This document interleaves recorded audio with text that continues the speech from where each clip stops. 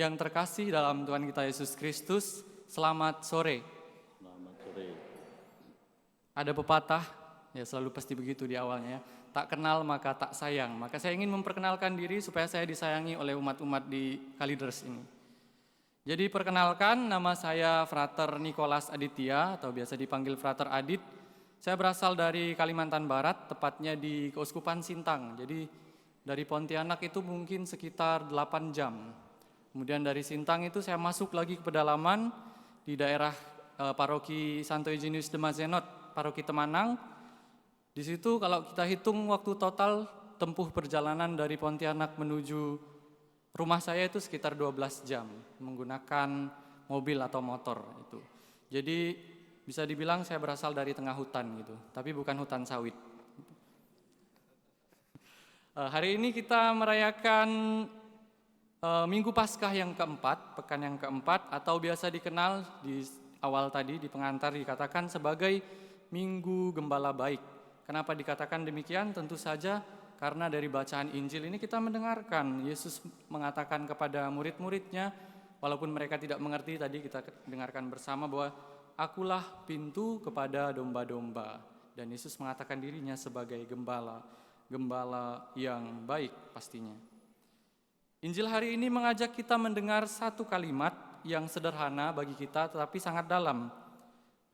Dari Yohanes bab 10 ayat 27, domba-dombaku mendengarkan suaraku, aku mengenal mereka dan mereka mengikuti aku. Minggu ini juga kita kenal sebagai Minggu Panggilan, maka pada kesempatan ini saya ingin men-sharingkan bagaimana saya bisa berada di tempat ini dari tengah hutan yang jauh di Kalimantan sana, hingga saya bisa tertarik dan juga menanggapi panggilan saya sebagai seorang OMI. Dulu awal-awal ketika saya merasa terpanggil, sekitar kelas 3 SMP setelah saya hampir menyelesaikan sekolah menengah pertama waktu itu, saya pernah meminta izin kepada orang tua untuk masuk seminari. Karena yang waktu itu yang saya tahu hanya OMI. Kebetulan paroki saya sekarang adalah paroki OMI juga, sama seperti di sini, dilayani oleh para imam dari OMI. Dan satu-satunya informasi yang saya tahu hanya menjadi OMI gitu. Jadi saya tahu itu Romo, nggak tahu apa itu Projo, nggak tahu apa itu OFM seperti Romo tadi, kemudian nggak tahu apa itu jenis-jenis tarekat atau kongregasi yang lain. Yang saya tahu hanya OMI. Yang saya tahu hanya semua Romo pasti OMI gitu. Begitu saking tidak tahunya saya mengenai hidup panggilan, kemudian mengenai hidup membiara, apalagi hidup religius begitu. Panggilan itu hadir diam-diam. Ketika saya meminta izin kepada orang tua saya, mereka bertanya, "Wih, kamu mimpi apa ini?" katanya. "Yakin kamu mau masuk jadi Romo?" katanya. Kalau di sana itu sebutan Romo itu pastor. "Yakin kamu mau jadi pastor?" kata mereka. Kemudian saya berkata kepada mereka, yakin saya pengen jadi pastor gitu. Cuma motivasi yang saya miliki waktu itu bukan pengen melayani atau merayakan Ekaristi, tapi saya pengen mengenakan kasula seperti yang dipakai Romo Pras itu, supaya terlihat seperti Batman. Jadi keren ketika perarakan masuk, kemudian menyapa umat di depan pintu gereja dan seterusnya. Wih, keren banget ini Romo ini kayaknya. Dan itu yang akhirnya motivasi yang manusiawi sifatnya. Jadi jarang, mungkin Frater Hendra dan Frater Tino juga saya rasa motivasi awal menjadi imam juga motivasi yang sangat manusiawi. Itu. Seiring berjalannya waktu saya mencoba untuk mendaftar. Akhirnya waktu itu promotor panggilannya adalah Romo Wahyu. Dan ketika saya mendaftar, waktu itu bahasa Indonesia saya itu sangat kacau. Karena kebiasaan di kampung, saya orang Dayak, setiap hari berbahasa menggunakan bahasa Dayak gitu. Ketika wawancara dengan Romo Wahyu, 1-2 kalimat saya nggak bisa ngomong gitu, ngak-ngok gitu kan. Ini anak ngomong apa dalam hati Romo Wahyu mungkin ya. Ketika berbicara kemudian sharing dengan teman-teman yang lain, jadi ketika kami seleksi waktu itu ada kami berlima, dan yang diterima itu kami berempat dari 5 orang itu, teman-teman saya yang lain itu lancar gitu ketika berbahasa Indonesia, kemudian ngobrol sama yang lain. Saya bingung gitu. Ini saya apa ya kalimat ini dalam bahasa Indonesia ya? Kalimat ini apa ya dalam bahasa Indonesia? Kemudian percaya diri juga kurang, bakat untuk ngomong juga kurang. Sehingga akhirnya saya berpikir lagi, kira-kira benar nggak saya, cocok nggak kayak saya, dengan kelemahan yang saya miliki ini, dengan kekurangan yang saya miliki ini, cocok nggak saya menjadi seorang imam. Dan di situ saya sudah pesimis, nggak mungkin diterima lah ini, ngomong bahasa Indonesia aja nggak bisa gitu kan. Nah, dari pengalaman-pengalaman demikian yang akhirnya membuat saya merasa tidak layak, kemudian mungkin lain kali aja lah. Tapi maksud Tuhan lain, seperti saya katakan di awal tadi, panggilan Tuhan bekerja dalam diam. Dalam kesempatan-kesempatan menunggu-nunggu suratnya kok nggak datang-datang ini, surat jawaban dari Romo setelah saya melamar atau mencoba untuk mendaftar ke OMI. Ketika saya pulang sekolah, waktu itu tanggal 6 Juni tahun 2018, saya masih ingat, sekitar jam 4 sore ibu saya datang dan memberikan saya surat. Di surat itu berisi hanya satu kata yang saya baca waktu itu. Saya nggak baca nama saya nggak baca surat itu dari mana, saya nggak baca itu surat isinya apa, hanya saya yang baca itu diterima. Itu saja yang saya baca waktu itu. Kemudian saya merasa bersyukur. Terus kemudian ibu saya berkata, bisa ya kamu diterima begini ya, orang kayak kamu diterima di seminari gitu dia. Nah itu yang akhirnya mungkin ada maksud Tuhan di sini, ada rencana Tuhan mungkin di sini. Itu.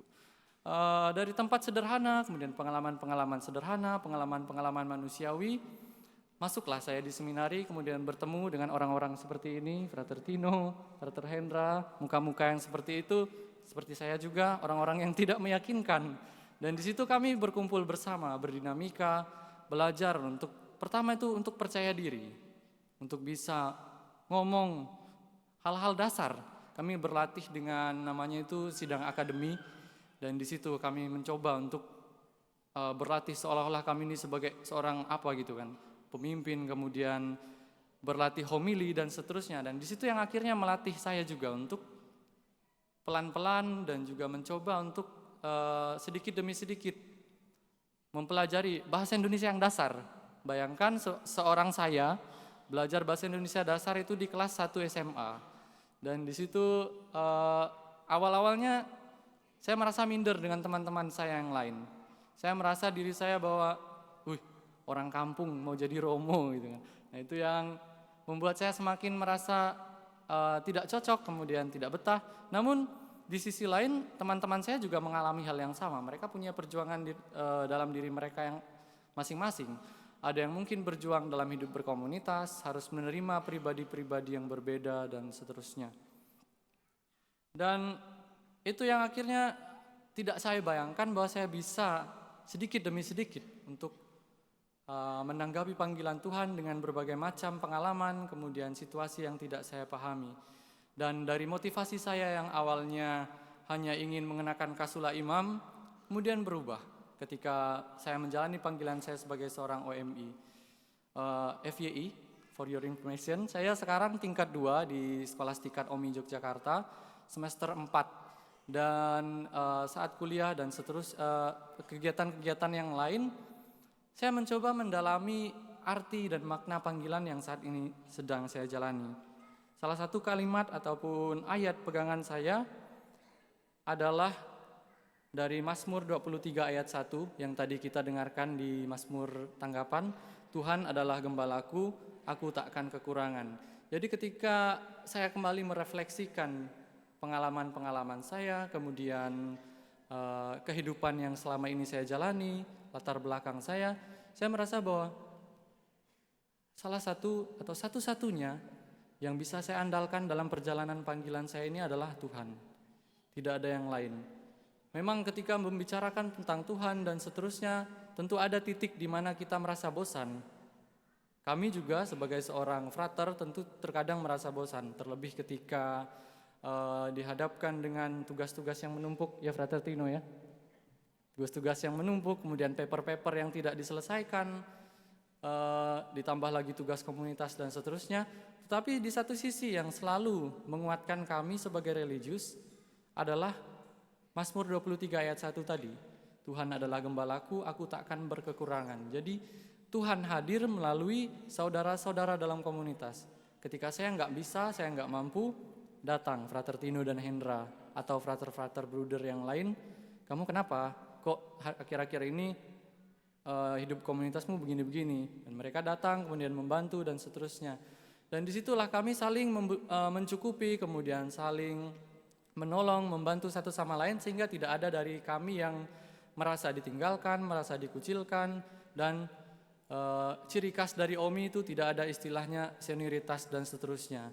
Jadi dengan Romo Pras kami sudah seperti bestie ya, bestie. Jadi dengan satu sama lain bisa memperkaya di situ. Romo memperkaya kami dengan pengetahuan yang ia miliki, kami memperkaya Romo dengan kebodohan yang kami miliki, dan di situ kami saling memperkaya satu sama lain. Di situ motivasi saya tadi yang awalnya menjadi imam hanya ingin menggunakan busana liturgi dan seterusnya, seperti saya katakan perlahan berubah karena ketika saya kembali melihat paroki di tempat saya berasal. Jadi paroki Temanang itu sebelumnya bagian dari paroki Sepauk, pemekaran dari paroki Sepauk, dilayani oleh waktu itu 2 imam dengan jumlah stasi ada 87 dan jumlah umat di atas 30.000. Sewaktu-waktu itu jarang sekali dirayakan perayaan Ekaristi di stasi-stasi. Jadi kalau stasi saya untuk bisa merayakan Ekaristi malam Natal tahun ini misalnya, stasi saya merayakan Ekaristi malam Natal yang dipimpin oleh Romo. Untuk bisa merayakan Ekaristi malam Natal lagi, saya membutuhkan waktu 87 tahun ke depan. Karena Romo harus berkeliling dari satu stasi ke stasi lain untuk bisa merayakan Ekaristi. Dalam kasus ini tadi di malam Natal. Ya tentu di luar malam Natal itu ada Ekaristi mingguan dan seterusnya. Namun itu jarang. Jadi di stasi saya itu mungkin dikunjungi Romo itu hanya 2 kali dalam setahun. Jadi walaupun di sana mayoritas Katolik, kiri kanan Katolik, maju ke depan ada gereja, di belakang ada gereja, ke kanan kita ada gereja, dan imam itu sangat kurang, tenaga pelayanan pastoral sangat kurang, katekis juga kurang, pengetahuan umat, bahkan ada umat yang ditanyakan oleh Romo, Bunda Maria itu siapanya Yesus? Kemudian dia menjawab, Bunda Maria itu istrinya Yesus.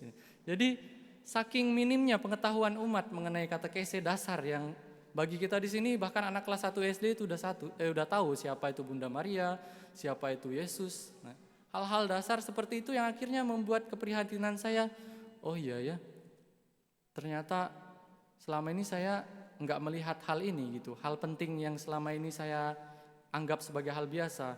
Oh juga dulu datang ke gereja mungkin kalau ada romonya aja, kalau nggak ada romo gereja kosong gitu. Kalau nggak ada Romo, nggak ada yang datang ke gereja, nggak ada yang beribadah dan seterusnya. Nah berangkat dari keprihatinan itulah yang akhirnya semakin menguatkan saya untuk menjalani panggilan. Meskipun dalam keseharian, dalam masa yang telah saya lewati, saya memiliki kekurangan, keterbatasan. Tentu setiap orang memiliki kekurangan dan keterbatasan. Tetapi Tuhan hadir menguatkan lewat formator, para Romo, kemudian lewat saudara-saudara saya di komunitas, lewat orang-orang yang saya jumpai, lewat umat-umat yang mendukung ketika bertemu dengan umat di sini, di Kalideres, kemudian di Cengkareng, di paroki-paroki yang lain. Banyak sekali umat yang mendukung kami dan kami merasa bahwa kehadiran kami didukung dan disupport sepenuhnya oleh umat. Sehingga itu yang menguatkan kami bahwa kami tidak berjalan sendiri. Tuhan hadir melalui umat, melalui orang-orang yang berbelas kasih kepada kami. Dan itu yang akhirnya menguatkan saya. Bahkan di saat titik saya sendiri, di suatu titik saya merasa ditinggalkan sendirian oleh orang-orang di sekitar saya masih bisa mengeluh kepada Tuhan. Saya selalu mengingat kata-kata ini tadi, Tuhan adalah gembalaku, aku takkan berkekurangan. Karena Yesus sendiri mengatakan, yang kita dengarkan dalam Injil pada hari ini, akulah gembala yang baik. Dia pasti tahu apa yang kita butuhkan. Dia pasti tahu apa yang saat ini kita perlukan dalam kehidupan kita. Terkadang kita menginginkan apa yang kita inginkan, tetapi belum tentu apa yang kita inginkan itu kita butuhkan dalam kehidupan kita.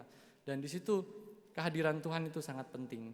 Di situ kehadiran Kristus yang kita rayakan dalam peristiwa Paskah membangkitkan kita di dalam keterpurukan, kemudian di dalam masa lalu kita, di dalam kekurangan-kekurangan kita. Dia mencukupi kita dan memberikan bantuan kepada kita melalui orang-orang yang ada di sekitar kita. Oleh karena itu, teman-teman semuanya, terkhusus kaum muda, jangan takut, jangan ragu untuk menanggapi panggilan Tuhan yang ada di dalam diri kalian. Saya sebagai orang yang terbatas, saya sebagai orang kampung, anak pedalaman, saya tidak merasa diri saya akhirnya di titik ini saya tidak merasa diri saya lagi sebagai orang yang rendah. Saya tidak lagi merasa diri saya sebagai orang yang terbelakang karena saya dicukupi. Apa yang saya butuhkan dalam kehidupan Tuhan memberikan, dan itu yang selalu menguatkan saya dalam perjalanan panggilan.